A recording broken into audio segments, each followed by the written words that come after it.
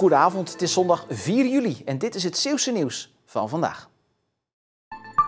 Dressuur-Amazone Dinja van Lieren uit Capelle is niet te spreken over de handelswijze van de FEI, de Internationale Paardensportbond.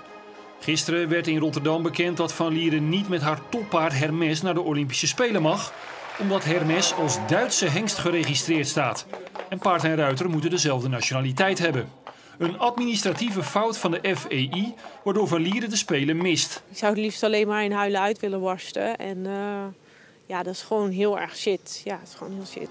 Volgens Van Lieren is Hermes al jaren een Nederlands paard en heeft de FEI de gemaakte fout ook toegegeven, maar kan het niet meer op tijd hersteld worden. Van Lieren hoopt nu dat een objectieve partij naar haar zaak gaat kijken. Het is nu door het tribunaal van de FEI besloten. Ja, het is de eigen slager die zijn eigen vlees keurt natuurlijk. De Nationale Paardensportbond, KNAS, heeft nu het CAS ingeschakeld, het Internationaal Sporttribunaal. Nou vragen we om een voorlopige voorziening. En als ze die goedkeuren, dat horen we maandagochtend, dan hebben we de mogelijkheid om een appel in te dienen. En dan wordt de hele zaak nog een keer behandeld voor het CAS. Het is een laatste strohalm voor Van Lieren, want de tijd begint te dringen. Ook bij collega's komt de kwestie hard aan, vertelt de uit Westkapelle afkomstige Hans-Peter Minderhout. Ja, het is gewoon een drama voor haar, maar ja, ook voor ons als team. En ja, ik hoop dat er nog een wonder gebeurt en dat er nog iets gebeurt. Wordt deze week dus nog vervolgd. De 18e-eeuwse Koepoort is een van de topmonumenten van Middelburg. In 2017 werd het pand verbouwd van atelier tot 2 appartementen voor bed and breakfast. Toen werd besloten de gasmeter te verwijderen en het gebouw voor de energievoorziening alleen aan te sluiten op elektriciteit. Deze week wordt dat project afgemaakt en dat gebeurt op het dak. Komende week wordt hier een plateau ingehesen en daar worden 24 zonnepanelen op aangebracht om dit gebouw volledig elektrisch energie-neutraal te maken. Je zou denken aan de buitenkant dat dak is plat. Nou ja, kijk, dit is een modelletje, dat is verkeerd. Het dak is zeg maar omgekeerd naar binnen, een soort piramide. En in dat dak plaatsen we straks die panelen, zodat je ze vanaf de straat niet kan zien. Het duurzaam maken van de Koepoort, die eigendom is van de gemeente Middelburg, valt binnen een Europees project. Het is de uitdaging om een monument energie-neutraal te maken zonder schade te veroorzaken. We willen hier dus een plateau in maken, maar we willen dat dak niet aantasten. We willen niet allemaal grote gaten erin. Dus er zitten nu 4 kleine gaatjes rondom waar dat plateau op komt. Dus als het plateau over 25 jaar, als de panelen het niet meer doen, eraf gaat, is de schade aan het monument nihil. Om de dienstregeling deze zomer te garanderen heeft de stoomtrein Goes-Borselen een locomotief uit Hoorn geleend. Vanaf half juli gaat het museum weer 5 dagen rijden en het wil geen risico lopen. Wij rijden normaal gesproken met 2 locomotieven in de zomer. Die rijden om en om. Maar een van die 2 locomotieven die moest langer binnen blijven in de werkplaats voor een grote reparatie. 1 locomotief vinden we te groot risico. Het geeft ons de mogelijkheid om in de zomer de locomotieven af te wisselen, zodat we ze voldoende onderhoud kunnen geven. En bij een defect aan onze eigen locomotief staan we niet gelijk zonder.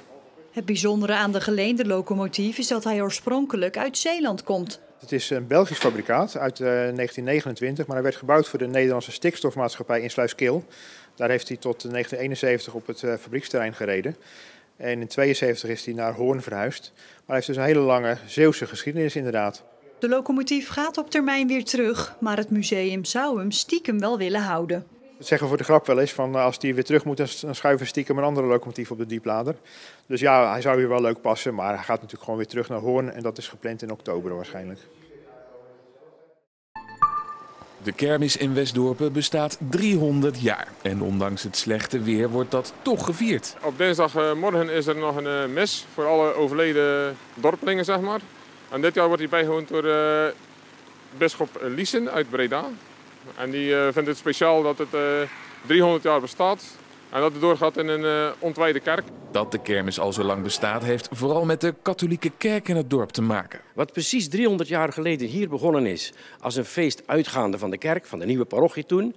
Mensen gingen de straat op, gingen feest vieren, maar is in de loop van de jaren natuurlijk enorm veel veranderd. Het is nu vooral een dorpsfeest geworden. En een paar decennia geleden was het nog een typisch caféfeest. Het hele dorp komt bij elkaar hier van café naar café. Bijna een soort carnavaleske sfeer, zou ik maar zeggen. En met molentjes voor de kinderen, een schietkraam voor de wat grotere en een café voor de volwassenen. Nu gebeurt het hier nog door het toedoen van een heel actieve kermiscommissie.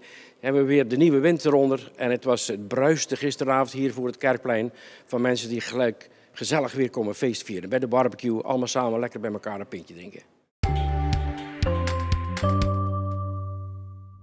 Vanochtend begonnen we nog met prima weer. De zon scheen en het was droog, zoals op deze foto uit Vrouwenpolder zichtbaar is. Maar al gauw werd het bewolkter en kregen we te maken met een buienstoring die vanuit België en Frankrijk dichterbij kwam. En hier is een plaatje van die bewolking en naderende buien vanuit Vlissingen. Vanavond trekken de laatste buien weg naar het noordoosten en het wordt geleidelijk droog. Met vannacht opklaringen en rustig weer. Bij minima tussen 12 en 15 graden hebben we een vrij grote kans op enkele mistbanken. Morgen schijnt de zon af en toe, de mist zal snel opgelost zijn en we krijgen overdag ook nu en dan nog te maken met een enkele bui, maar die zullen wat minder frequent zijn en ook minder actief dan vandaag. Het wordt 18 tot 20 graden, de wind komt uit het zuidwesten en wordt matig. De rest van de week ziet er niet veel anders uit dan het weer van vandaag en morgen. Het blijft wisselvallig, regelmatig krijgen we te maken met buien. Af en toe schijnt de zon en de temperaturen schommelen rond 20 of 21 graden. Vooral op dinsdag krijgen we ook te maken met flink wat wind. Er komt een krachtige tot harde zuidwester te staan. En tot zover. Hierna kunt u nog kijken naar Regionet met de reportages van de andere regionale omroepen. En wij zijn er morgen weer, maar dan wel in een nieuw jasje. Maar meer daarover morgen. Pak ik nu mijn schroevendraaier en wens ik u nog een fijne avond.